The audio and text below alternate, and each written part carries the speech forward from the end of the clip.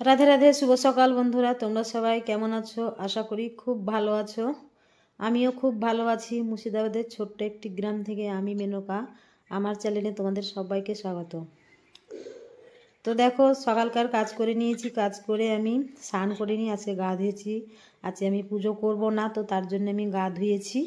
তো গা ধোয়ার পর তারপরে চলে আসলাম রান্নাঘরে চা করতে। তো এই যে মানে দেখতে পাচ্ছ, এটা হচ্ছে মাসি শাশুড়ি। তো মানে মাসি এসেছে, কালকে এসেছে, তো ওই বাড়িতে ছিল। তো আমি জানতে পাইনি, ফোন টোনও করেনি। তো সকালবেলায় যখন ঝাড় দিয়েছিলাম, উঠোন ঝাড় দিয়েছিলাম, তো তখন দেখলাম শাশুড়ি মা আর এই মাসি শাশুড়ি আসলো। তো আমি তো দেখেই মানে অবাক। মানে মাসিরা তো মানে সেরকম আসে না, আর এই মাসিটা অত আসে না।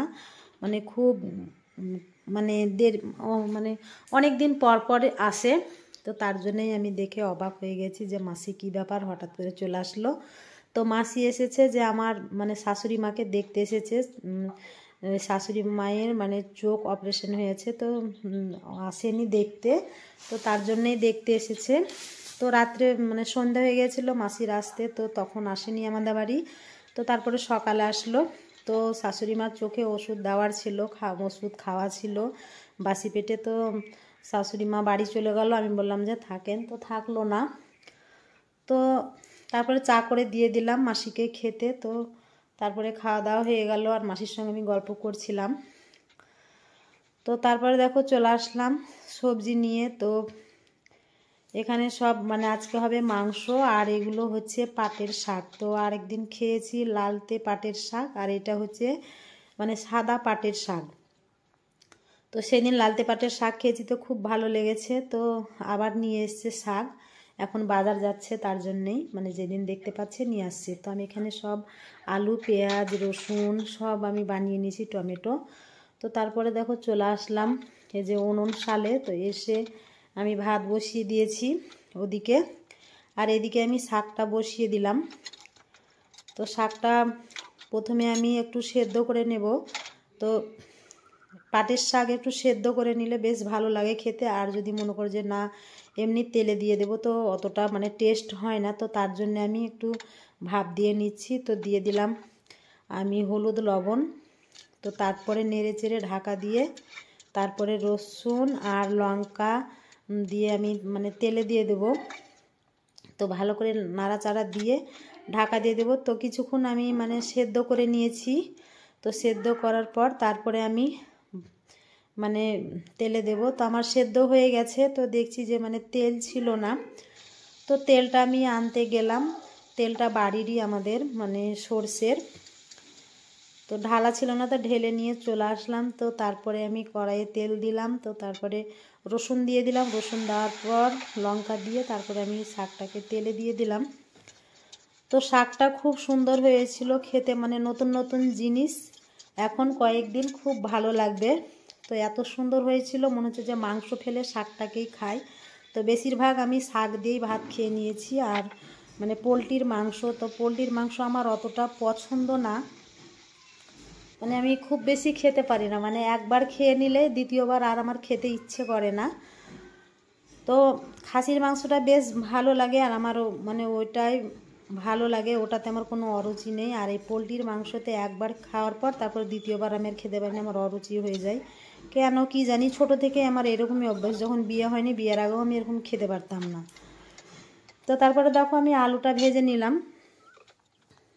তো আলুটা লাল লাল করে ভাজার পর আবার আমি ওই তেলে আরেকটু মানে তেল দিয়ে দিলাম। তো তারপরে তেল দেওয়ার পরে পেঁয়াজ দিয়ে দেবো। তো পেঁয়াজ দিয়ে তারপরে ভালো করে নাড়াচাড়া দিয়ে লাল করে ভেজে নেব। তো বন্ধুরা, তোমরা যে যেখান থেকে আমার ভিডিওগুলো দেখছো অবশ্যই লাইক, কমেন্ট, শেয়ার করো। আমার চ্যানেলটাকে সাবস্ক্রাইব করে দিও। আর তোমরা কমেন্ট করো, তাহলে আমি বুঝতে পারবো যে তোমরা কে কোথায় থেকে আমার ভিডিওগুলো দেখছো। তোমাদের কমেন্টগুলো আমি পড়বো, দেখবো, দেখেও আমার ভালো লাগবে। আর আমি ভিডিওর মাধ্যমে যদি কোনো কিছু মানে ভুল ত্রুটি করে থাকি, তো সেগুলো আমাকে কমেন্টের মাধ্যমে জানিও। তো তাহলে আমি ভিডিওগুলো ভালো করার চেষ্টা করব। তো এই হচ্ছে ব্যাপার।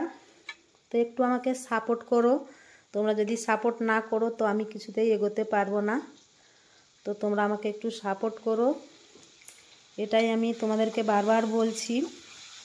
তো তারপরে দেখো আমি মিক্সিতে মশলা করে নিয়েছি, মানে আদা রসুন লঙ্কা জিরে ধনে, তো ওটাকেই আমি দিয়ে দিলাম। আর তার আগে পেঁয়াজটাকে লাল লাল করে ভেজে তারপরে টমেটো দিয়ে দিয়েছি। তো টমেটোটা একটু মানে নাড়াচাড়া দিয়ে ভেজে নিলাম, যে কাঁচা গন্ধটা করবে না তার জন্যে। তো তারপরে মশলা দিলাম, তারপরে হলুদ লবণ দিয়ে ভালো করে মশলাটাকে কষিয়ে নেব।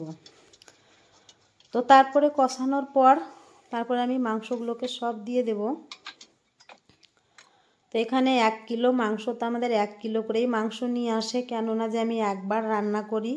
আর তোমরা তো জানোই যে আমি সকালে রান্না করি, যে রাত্রে আর মানে তরকারি রান্না করি না, রাত্রে শুধুই রুটি করি। তো কোনো দিন যদি মানে ধরো ভাত থেকে যায়, তো সেই দিন হয়তো আর রুটিও করি না কি তরকারিও করি না, হয়তো ভাত খেয়ে নিই কি এক মুড়ি টুড়ি খেয়ে শুয়ে পড়ি। তো এটাই হচ্ছে ব্যাপার। তো তারপরে দেখো আমি মাংস ভালো করে কষিয়ে নিয়েছি, আর আমার এদিকে ভাতটাও হয়ে এসেছে। তো তারপরে আমি জল দিয়ে দেব। তো পোলট্রি মুরগির মাংসতে খুব একটা ঝোল করলেও টেস্ট হয় না খেতে, তো আমি অল্পই জল দিলাম। তো তারপরে আমি একটু ভালো করে আর একটু ফুটিয়ে নিয়ে তারপরে আমি মাংসটাকে নামিয়ে নেব। তো ভালো করে নেড়ে চেড়ে ঢাকা দিয়ে দেব। তো তারপরে দেখো আমার ভাত হয়ে গেছে। তো উনুন মুছে নিয়েছি, তারপরে বাসন টাসন সব ধুয়ে ফ্রেশ হয়ে আবার হাত মুখ ধুয়ে চলে এসেছি। তো এসে তারপরে ভাত নিয়ে বসে গেছি।